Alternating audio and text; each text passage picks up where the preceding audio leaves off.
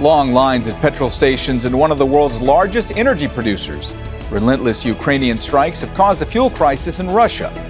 Will economic pressure turn into a political problem for President Vladimir Putin and move the Kremlin towards talks with Kyiv? This is Inside Story.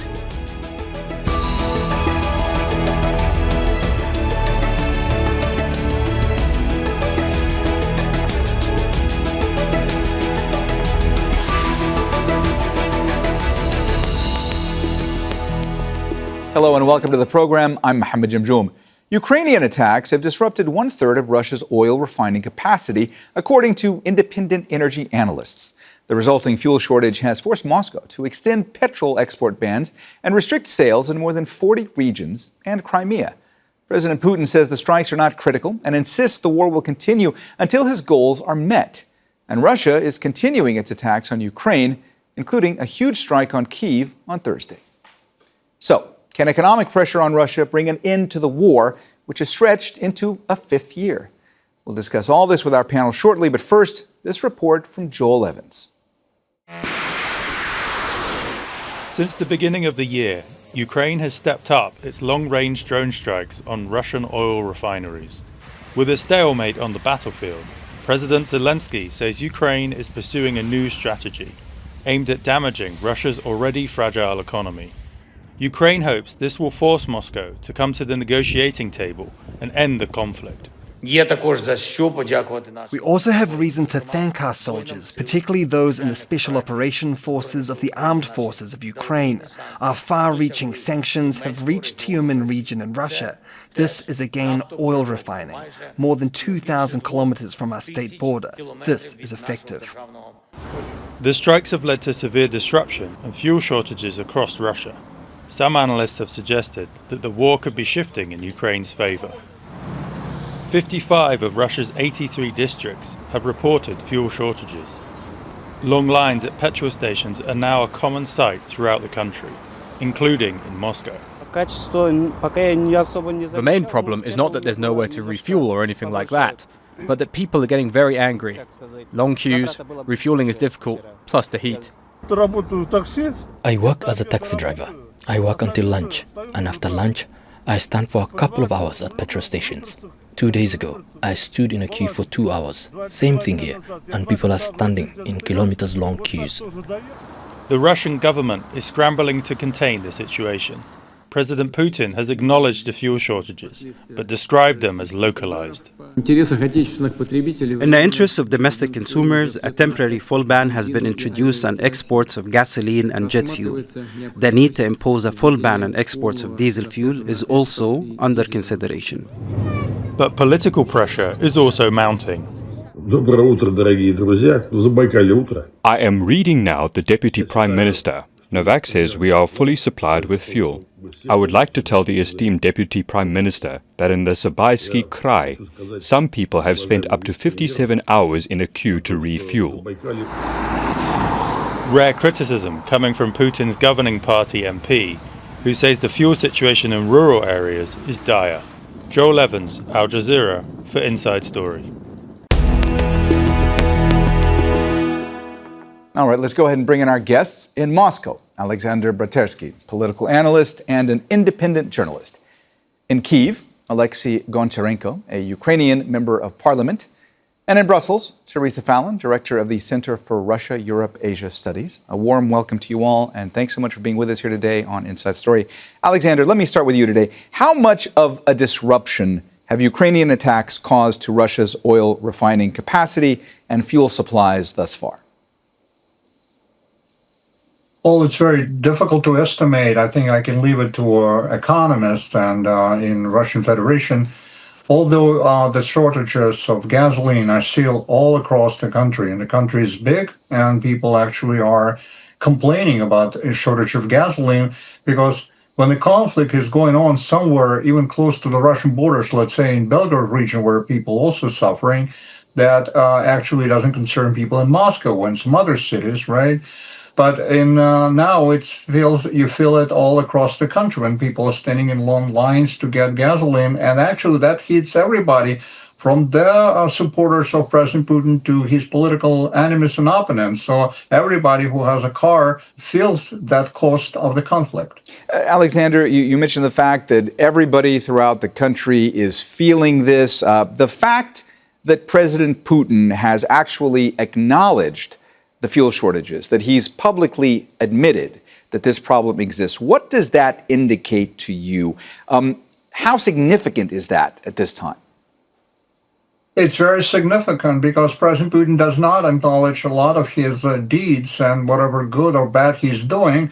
And for example, when you talk about the military positions and you talk about the conflict itself, whatever village is taken, whatever city is taken by the Ukrainian or the Russian side, it's very difficult to verify for ordinary Russians. But although those things are seen, and of course he's facing the truth, he shouldn't. If he says something like, everything is fine, people, even from his core support base, will say, oh, Mr. President, that's wrong. I just put my car in a gasoline station and I have shortages of gasoline. Every time on Russian TV, they show people who are trying to sort of make money on selling gas. Of course, everybody is profiting on something, on some tragedies, on some misfortunes. However, some of the pro-Putin commentators say that it's been orchestrated outside, so it's a very stupid way to say that. Orchestrated outside by whom? By, let's say, United States. This is a very domestic situation, of course, but all of this is a part of the conflict, and everybody understands that. Theresa, I saw you reacting just now to some of what Alexander was saying, so I wanted to give you a chance to go ahead and jump in right now. Well, I think I agree with Alexander. There was no way that Putin could ignore this. So they've tried to keep the public cocooned, but when they see billowing black clouds in Moscow and the long queues at the petrol stations, people have been fighting. There's been fisticuffs.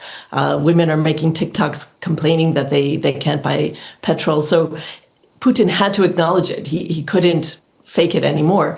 But I think it's also an aspect of the dictator's dilemma where he's probably heard only good stories until very recently, and he probably felt he had to recognize this last Sunday. So I think that he had no other option but to comment. Oleksiy, let me get the view from Kyiv. Does Ukraine believe that this will actually force Moscow to come to the negotiating table, that this is going to exert enough pressure over Russia as a way to potentially end the conflict? Hello, we want peace in Ukraine as soon as possible. And the only reason why the war continues is because Putin doesn't want to stop. A year and a half ago, in March of last year, Ukraine agreed to stop the war on the current lines. And this is the only viable option. And I would repeat, the only reason why the war continues is because of Putin. So we want to do everything we can in order to show to Putin that it's time to stop the war. And I think Ukraine is very successful in attacking Russian refineries. And all the problems that Russians feel now with the gasoline and in economics, they will only increase. And also Ukraine proved to the world that we do have cards and we do have something which can influence Russia.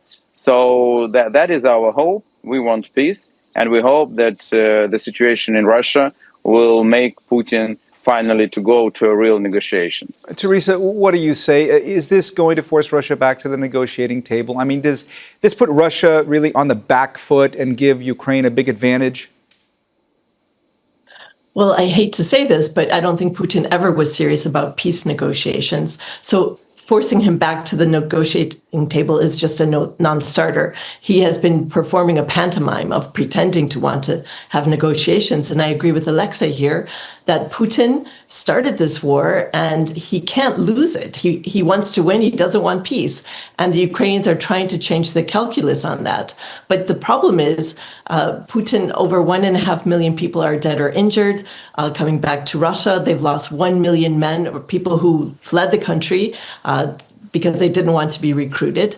And now there's a big problem inside Russia to find more bodies to send to the front line. In addition to that, the Russian military has been hollowed out. So top commanders, all of these people are dead. And so it's very difficult for them to act properly on the field, they've been stuck for 6 months, barely moving the lines. So it's a horrible situation. The public has, Putin's strategy was to try to make everyone think it's far away, nothing to think about. But when they have these long queues, it's summer season in Russia, they love driving off to their dachas, and they can't now because of this energy crisis. And then people start asking, well, why is this continuing? It's the fifth year of the war. It's longer than World War I. The Russian economy is really taking a huge hit. And Ukrainians are pretty clever. I mean, their strategy of victory was to attack the energy infrastructure, and the catalytic converters that they are also hitting, that will take about 18 months to rebuild without further attacks from Ukraine. If I was the Ukrainians, I would continue to, even when the people are there trying to repair them, they'll probably be under attack. So the Ukrainians have been extremely innovative. Their hands have largely been tied behind their back. But the problem now is, will there be enough people in Russia to rise up and push against Putin? To me, I'm sorry to say I'm a bit dubious about that, because he's managed to remove everyone who is a possible opposition. He's killed Navalny, he's killed Boris Nemtsov, and we saw Prigozhin trying to rise up, and he was killed in a plane later. So there's not much of an opposition. Are the elites feeling the pain hard enough that they will actually rise up? Remains to be seen. But there's an old saying about going bankrupt, happens slowly and then it happens all at once. Well, I think maybe that's, if the Ukrainians can push and continue to keep Putin off balance, maybe he'll eventually fall. But that's a big question. And Russia still is a large country. Other countries are trying to help them. For example, India, Nayara Refineries trying to export refined energy, so gasoline, to Russia. Belarus has increased by 50-fold exports of energy to Russia, so refined products, so that people can directly put that into their cars. So they do have some friends here trying to help them. Now, I suspect that the Ukrainians will very carefully target the gray zone fleets that are carrying these resources back to Russia, so that it's clear that they will actually make it there. Oleksiy, you say that the strategy being employed by Ukraine right now, that it is working so far, that it is having its intended effect. But I want to ask you, from the Ukrainian government standpoint, what else needs to happen in order for this war to end? I think that more sanctions against Russia and more sanctions against Russian oil export and against Russian economy can also show Putin that he can't continue this war. So just 8 refineries in the world are working with Russian oil, and they can be sanctioned. And the United States can put much bigger pressure on Russia than it did before. I completely agree with Theresa that Putin was playing the game, that he really wants peace. Then he played this game because he tried to show to Trump some loyalty and some goodwill, which he didn't have. But if Trump will really decide to put a pressure on Putin, he can really do this. Alexander, you heard Theresa there asking, are the elites in Russia feeling this pain? Will there be enough discontent amongst citizens in Russia to actually put more pressure on Putin? I want to ask you, what is the mood in Russia? You described a little earlier how people are dissatisfied by these fuel shortages, but what is the overall mood with the leadership right now? Well, you see some people within the economic leadership, like who are actually, let's say, German Graf, who is a former Minister of Economy in early Putin term. He's the head of Sberbank, the national bank. He was actually very slowly speaking about, I would say not at the end of the conflict, but let's say the economy's burdens and so on, because he couldn't speak very openly, but it's understandable. Also, you have the figures from, for example, Mr. Dmitry Belousov, who heads the think tank, which is a government-connected but very intellectual think tank, and is a brother of Andrei Belousov, who is the defense minister of Russia, who is fighting on the front, while his brother is speaking about the burdens for economy, and he's looking for the ways for the conflict to stop within like a year or two, which is actually long term. But however, yes, there are some people within the elite who are saying things which are maybe not that much admirable. But I would compare the situation slightly to, for example, George W. Bush and the Rise of the Vulcans, the famous book by Mr. Mann, where Mr. Bush was actually very much close and very much surrounded by the group of people who really wanted the Iraqi war to continue. The same goes with President Putin. He's actually thinking that Russia is winning. And you see, he talks about Konstantinovka and so on, and how things will go and how things are fast. He appears himself in military uniform as a commander-in-chief, while people want him more in civilian suit of dealing with their economy. Because, as I said, even for a Putin supporter, it will be soon not that important who took whatever village or whatever town. I leave now, and I have problems. I cannot I cannot do those things. And gasoline is a very important commodity. It's like fuels the economy of Russia, of any country, right? So, and I think Theresa mentioned the Indians and even Japanese. They couldn't save us. I mean, it's not a big amount. Yes, they could. The Indians' amount is actually just a daily consumption of Russia. It's a big. I'm sorry to interrupt you, but let me follow up with you on a point that you're making. One thing I want to mention is that this fuel shortage, the shortages, they've forced Moscow to extend petrol export bans, to restrict sales in more than 40 regions and also Crimea. President Putin says that these strikes have not been critical. He insists that the war will continue until his goals are met. But energy, of course, we know is central to Russia's economy. Oil and gas have been the main source of funding for the war effort in Ukraine. How can Russia continue on with Putin's war aims, considering how things are playing out right now? I mean, the economics of that, how is that going to work? Well, see, there are two waves of people, right? Some of them want to get the conflict as finished as soon as possible, on lines where the troops of both sides are staying. But some of the people and there are many of them who say, well, we need to bomb Ukrainian capital harder, all those decision-making centers and so on, to achieve the victory on our terms. So sometimes people are getting angry, but at the same time, the biggest distrust of what's going on is that the Russian people, and that's an open figure, they took about 550 billion rubles in just 1 month from banks. Means people are not trusting banks.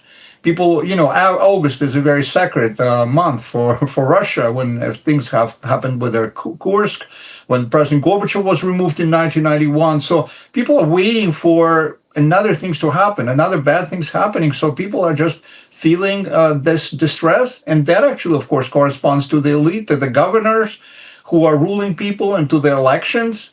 Because, you see, yes, elections in Russia may not mean anything, but people might still vote for people who have more or less reasonable positions, more or less reasonable concerns, right? Oleksiy, despite the fact that Ukraine is more and more targeting Russian energy infrastructure, Russia is also continuing its attacks on Ukraine. There was this huge strike on Kyiv just on Thursday. Is there a risk that this new strategy by Ukraine might actually prolong the war? No, there is no risk of this, because the war was started by Russia, absolutely unjustified, 12 years ago. Then Russia came to full-scale invasion 4.5 years ago. And Russia understands only one language of force. And we are clear about this in Ukraine, unfortunately. We don't have any doubt about this. So Russia attacks Ukraine throughout all these 4.5 years with all that they have. Unfortunately, yes, on Thursday, 30 civilians were killed, including children again, including women. But I think it's clear after 4.5 years that these long-range attacks on Ukrainian cities, they will not cause Ukrainians to surrender. And because it continues for 4.5 years, and Ukrainians are not surrendering. And yes, Putin can kill many more civilians in Ukraine. And yes, it's a big tragedy for all of us. But it will not make us surrender. Russian gains on the front line are incremental. In reality, last 3 years, the front line almost didn't move. So tens of thousands of people died just for nothing. So the best option for all sides, from a rational point of view, is to end the war right now, on the current lines. This is possible. This is easy. That is something Ukraine is ready for. That is something that United States are looking for. So if Putin has some reasonability still, if he is not in complete his own world, if he is not completely delusioned, then we need to stop this war, and we can do it very quickly. I think that there will be a window of opportunity for this in October, after so-called Russian elections to Russian parliament and before American midterms. I hope so. But if Putin will finally receive some good thoughts in his head. Theresa, you heard Oleksiy there talk about the fact that the front lines haven't changed substantially in this war, despite what's happening, who's striking who, or the intensity of those strikes. Oleksiy was also saying that he thought that essentially this war could end tomorrow if the right players are involved. What's your view on that? What has to happen now? Who needs to be involved in order for this to actually start seeing its end game? Well, there is a great deal of talk of Russia having a mass mobilization. There have been quiet discussions of asking Kazakhstan and Georgia to shut their borders. So some analysts have suspected that this is in preparation for a mass mobilization. It's not that Russia is closing the border, it's the other countries closing the border, because these are countries that many young Russian men will flee to if they want to avoid the mass mobilization. So if Putin announces a mass mobilization, like a mass conscription, that means the domestic audience will be far more involved in this. And this also is a death knell for the economy, because they'll have a real shortage of labor. And there's been a recent report in Foreign Policy that the average life expectancy from recruitment and training is 10 days to 3 weeks. And once they're at the front, it's about 23 to 30 minutes. So it's definitely a meat grinder. And parents will not want to see their children go off to war there. So will that be enough? I don't know. I think Putin, it's a very tough system. But we have to keep also in mind, Zelensky seems to have the ear of President Trump right now, because the NATO summit is next week. It's Tuesday and Wednesday. And Zelensky will be there. And everyone knows President Trump loves winners, and Zelensky is really on a positive move right now. I mean, and as Ukraine improves their technology, it will increase Russian suffering. So we're just seeing, this technological advantage of the Ukrainians. And maybe if he can get Trump's more buy-in and more financial support from Europeans, maybe this will be a recipe for more success for the Ukrainian side, because they need money, they need missiles, not just drones. Drones are slow moving, they take 5 hours to get there, but the Russians haven't been able to detect them because the Ukrainians have knocked out a lot of the sensors. So the Ukrainians, with their limited resources, they've really done absolutely amazing things. So I think we should watch carefully what happens at the NATO summit. And the other thing, I just want to zoom out geopolitically. The longer this war goes on, China's completely happy. They don't want to see Russia lose, but they don't want to see them win, because as long as this war goes on, it gets a weaker Russia right on their border. It gets the West distracted and focusing on that. And then China can have more asks of Russia. And there are people in Russia, nationalists, who are not pleased by this growing dependency of Russia on China.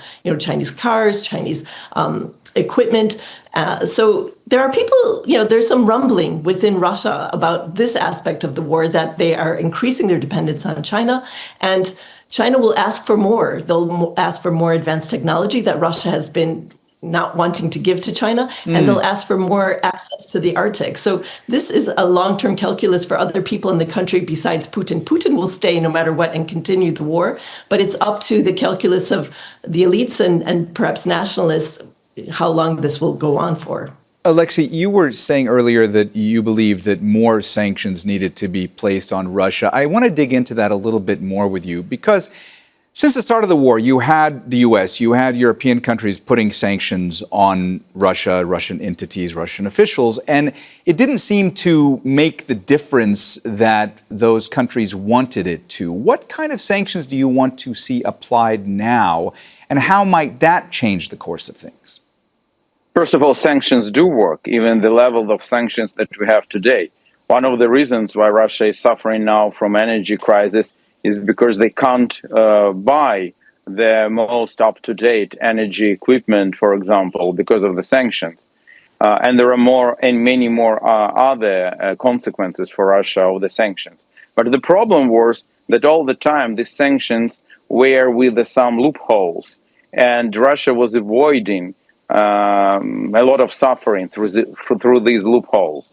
So if United States and Western allies will finally close these loopholes, for example, kicking off Russia from SWIFT system, Russian financial system, or completely closing possibility to send to Russia the double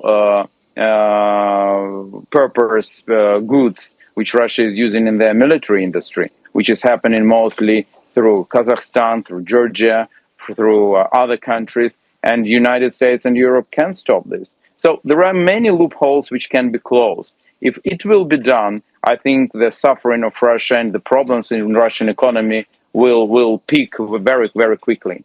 Alexander, should we start expecting to hear even more criticism from within Russia, be it by ordinary citizens or government officials, when it comes to this war? Is that the trajectory you see from here on out?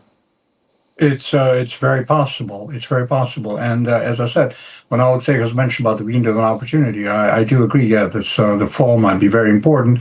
But now, in the same time, it's very easy now for both sides to sell their victory to people. Like President Putin has said, we achieved our goals, we freed Donbass, we helped the Russian people there, whatever. President Zelensky could also say we actually stayed against a very powerful machine for so many years, and so on and so on.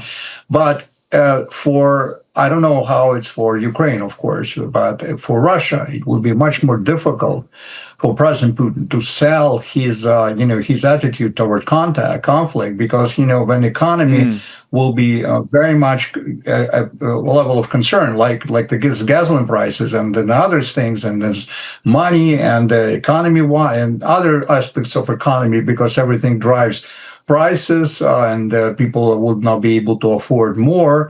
And I wouldn't say that, people are like spending. Some people have canceled their vacations and so on because they feel it. Like they feel, for example, that Crimea is very much like isolated, right?